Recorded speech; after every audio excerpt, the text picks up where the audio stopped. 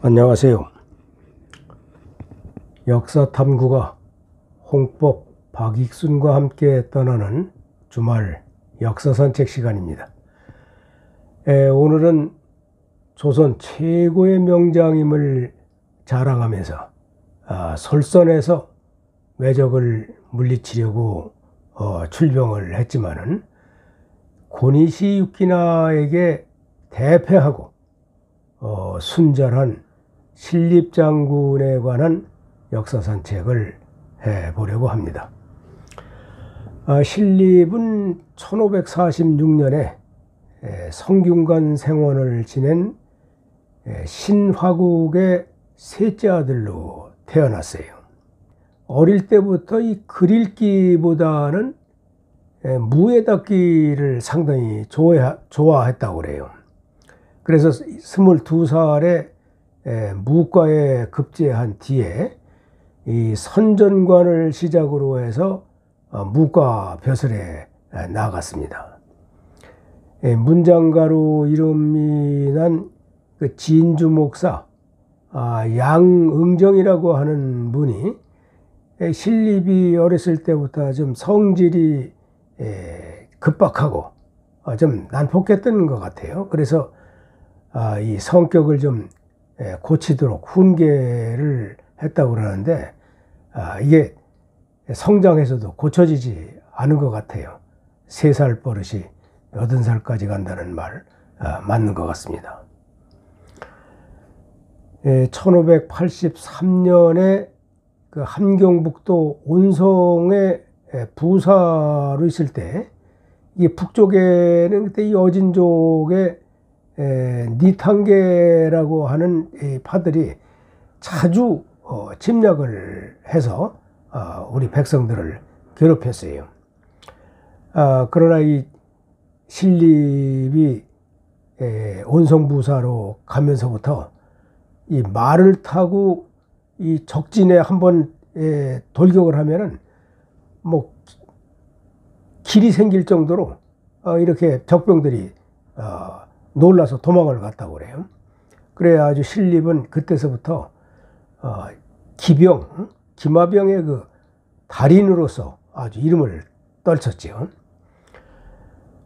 그리고 이제 왜적 남쪽에서는 이제 왜적이 그 노략질이 또 심해졌는데 이 왜적들의 노략질이 자꾸 심해지니까 1591년 임진왜란이 일어나기 1년 전이죠.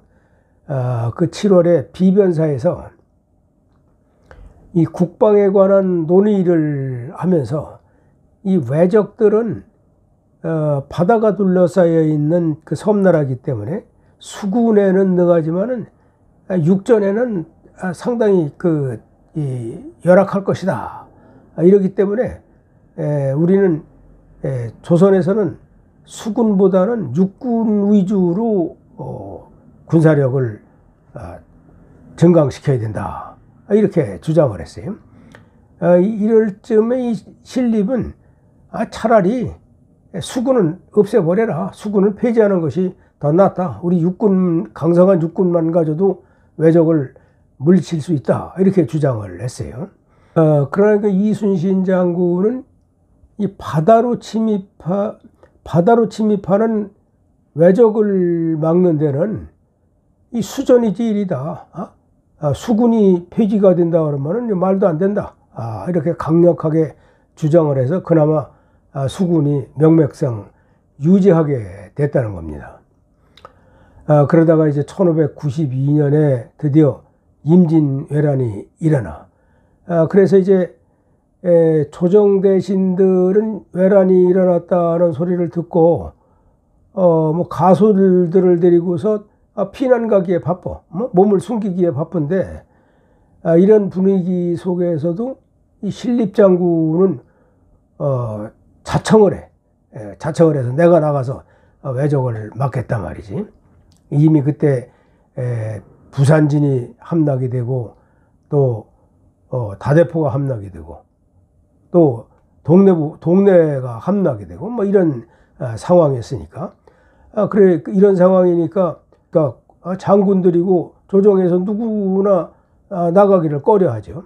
그러나 이 신립장군은 자진해서 내가 나서서 왜적을 물리치겠다. 선조가 반가워서 말이지. 도순변사로 임명을 하고 선조가 그 조선에서 제일 가는 보검이라고 하는 임금의 권한을 상징하는 그 상반검을 신립에게 채워줬어요. 그리고 이제 유성룡의 그 막하에 있던 김여물 장군을 부장으로 삼고 또 군관 80명 그리고 이제 일반 모집한 500여 명의 군조를 이끌고 이제 남쪽으로 내려갑니다. 이 충주에 신립보다 먼저 그 파견된 그 변기라고 하는 조방장이 있었는데 이 조방장 변기가 그 조령, 문경 세제의 그 조령에 올라가서 고지전을 준비하고 있었는데 그 도순변사인 신립이 4월 26일 날 충주에 도착을 했어요. 이 충주에 도착하자 상주에서 패한 이일 장군도 참 끄재재한 모습으로 그 신립 장군 앞에 나타나서 죽을 죄를 졌다. 그러나 내가 목숨을 살려주면 열심히 싸워서 그 은혜에 보답하겠다. 이렇게 얘기를 하면서 지금 내가 상주에서 겪은 바로 보면은 왜군이 뭐 우리가 상상할 수 없을 정도로 숫자가 많다. 그래서 이 왜군을 여기서 대적하기보다는 좀 여기서 조금 후퇴를 해서 평택 또 서울 쪽으로 후퇴를 해서 한강을 수비하고 있는 그 김명원 도원수하고 힘을 합쳐가지고 왜적을 물리치는 것이 좋을 것 같다. 이런 계책을 내놔요. 또 그 부장 김여물도 여기보다는 그 조령, 산세가 험한 그 조령의 그 골짜기에 매복하고 있다가 왜적이 나타나면은 전부 활로 쏴서 죽여버리면은 우리가 충분히 승산이 있습니다. 그러니 조령으로 가서 매복을 합시다. 이렇게 건의를 해. 그러나 이 고집이 센 신립은 그 말을 안 들어. 또 신립은 보병보다는 기병이 아주 능하기 때문에 말을 타고 이 골짜기에 매복하고 있다고 하는 것이 조금 부담이 됐었던 것 같아. 그래서 이 이일이나 김여물의 그런 건의를 무시하고 말을 돌려서 군사를 전부 돌려서 탄금대 쪽으로 이전을 시켜버렸어요.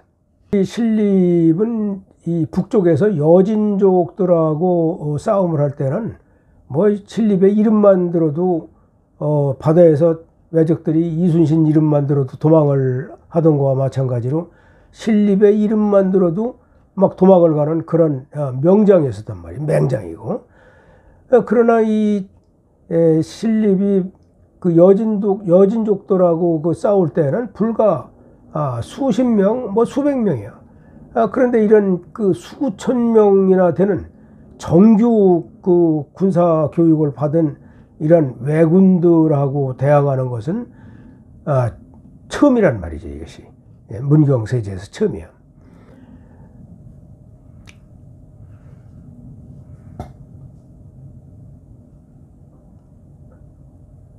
그때 김여물이나 이일의 그 건의를 좀 듣고 조령으로 가서 매복을 하든가 아니면 후퇴를 해서 좀 더 힘을 합쳐가지고 왜적들하고 대항을 했더라 하면 어떻을까 이런 생각이 드는데 조선군이 이렇게 조령에서 충주에 이르는 이런 험악한 그런 길을 다 비워놓고 후퇴를 비워놓고 탄금대로 모이는 그 사이에 4월 28일에 외장 고니시 유키나가 제1진이 그 사오이 소 요스토시하고 함께 조령을 넘어서 드디어 충주에 도착을 했어요. 그래서 이 고니시는 중군을 맡아서 가운데로 직진을 하고 사오이 요시토시는 우군을 맡아서 우회전을 하고, 시게노부라고 하는 장수는 좌측을 맡아서 이 세 갈래로다가 포위 작전을 해나가. 그러나 이제 예형상으로는 고니시 유키나가의 군대만이 직진하는 것으로 보이고, 양쪽 날개에 그 우군과 좌군은 매복 형태로 나가서 포위 형태로 나갔단 말이지. 신립 장군이 나갈 때는 보병은 뒤에다 놔두고 우선 기병만을 가지고 자기가 여진족과 싸울 때 아주 뭐 승승장구했던 기마병만을 끌고서 고니시 유키나한테 그냥 돌격을 해 나갔어. 근데 그날따라 이 비가 옥수같이 쏟아져 가지고 논밭이 뭐 수렁이 돼 버렸어. 그래 말이 빠져 가지고 뭐 허우적 된단 말이지. 그때다 하고서 이 왜군들이 좌우에서 몰려들어 가지고 포위를 해 가지고 그냥 조총으로 쏴다니까 신립 장군이 뭐 아주 그 기병이 날랜 기병들이 고립이 돼 버린 거예요. 그리고 그 조총에 맞아 죽고 말이지. 말이 쓰러지고. 그런 신립은 혼자서 탄금대에 올라가 가지고 화살을 들이잡고서 계속 쏴서 왜군들을 닥치는 대로 막 죽였어. 뭐 손가락에서 그 불이 나 가지고서 그냥 뜨거워 가지고 그 달래강에 뛰어들어갔다가 다시 나와서 또 쏘고, 또 달래강에 뛰어들어갔다 다시 나오고 9번을 그렇게 하다가 나중에는 결국 화살 맞아 떨어져 가지고 달래강으로 그냥 빠져가지고 죽었다고 그래. 9번이나 말을 타고 물에 들어갔다가 다시 나와서 쏘고 한 그곳을 구초대라고 해가지고 지금 이름 붙여서 전해 내려오고 있고, 그 신립 장군이 화살이 떨어져서 그 물에 빠져서 남한강 물에 빠져 죽으니까 같이 갔던 그 종사원 부장 김여물 그리고 박안민 이런 장수들도 그냥 따라서 전사해버렸어요. 따라서 그 자살을 한 것이지. 자살을 해버렸어. 투신. 따라서 투신을 해버렸어. 자, 이 조선의 그 최정예군이 단 한 번의 그 싸움에서 완전히 이게 몰살을 당했단 말이지. 그러니 이제 임진왜란 전체에 지대한 영향을 미친 거예요. 그 전까지는 일본군이 이렇게 진격해 왔다 하더라도 그 신립 장군이 있기 때문에 그렇게 뭐 걱정할 것이 없다 이런 믿음을 가지고 있었고, 조정도 그렇고 백성도 그랬었는데 신립 장군이 무너졌다는 소리를 듣고 선조는 피난길에 올라가고, 또 충주에 있던 그 많은 백성들 전부 다 그냥 풍지박산이 되고 몰살되고 이런 상황이 벌어졌단 말이지. 거기다가 우리 그 정예군이라고 하는 한 8천여 가까운 정예군이 뭐 전부 다 그냥 전사를 해버렸단 말이지. 그런 이런 아까운 그런 패전이 어딨냐 말이지. 이제 이 신립 장군마저 왜군한테 패했다고 하니까 관군들은 이제 왜군이 나타났다고 그러면은 흩어져서 도망가기에 바쁜 거예요. 그래서 사실 그 용인 전투에 5만 명이라고 하는 다거 병력이 모였었지만은 왜군이 온다 소리를 듣고 그냥 전부 흩어져서 도망을 가서 용인 전투에 대패하는 그런 결과를 낳은 거지. 이게 바로 이제 신립 장군이 그 정책을 좀 신립 장군이 지휘를 좀 잘 못해서 그랬다. 이 선조 때의 그 기록도 보면은 신립 장군은 김하전에서는 아주 제일 가는 장수요. 아주 선봉장 돌격대장으로서는 아주 뭐 더 할 나위가 없는데, 전체 군사 전체를 지휘하는 총수감, 총대장감으로는 좀 조금 부족한 감이 있다. 이러한 기록이 그 선조 때부터 비평적으로 있었다고 그래요.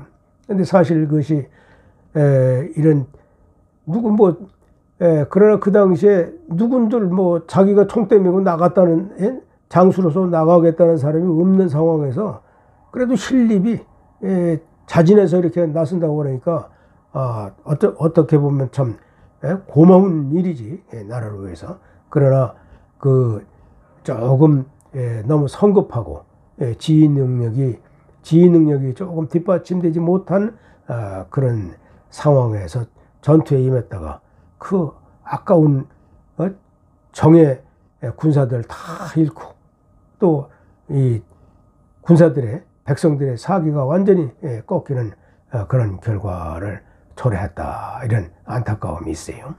신립 장군은 탄금대에서 패배하면서 조선에 막대한 그런 짐을 남기고 갔지만은 그 신립 장군의 형제들은 아주 또 그 나라에 헌신한 그 공적이 많아.